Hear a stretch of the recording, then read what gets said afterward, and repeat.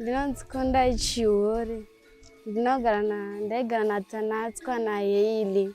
Tanatswa ane makore 8, Hailey ane 10 years.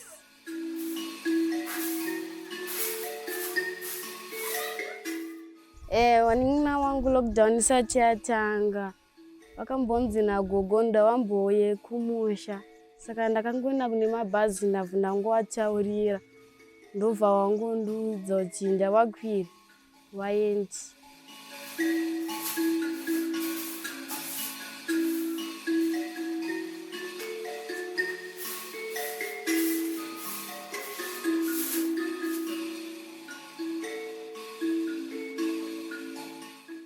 Napedza ndaenda kuchikoro ndiri grade 3, 2014.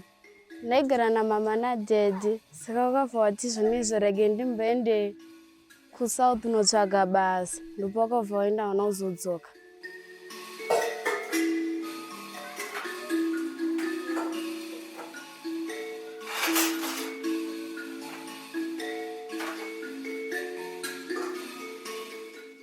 Ndinomboenda kunotsvaga mapart time muBani naMachefield.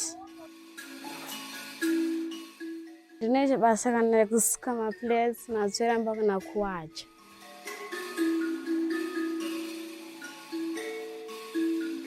Kusuka maplates vanopa 25, kutsveramba vanopa 50, kuwacha vanoita 100.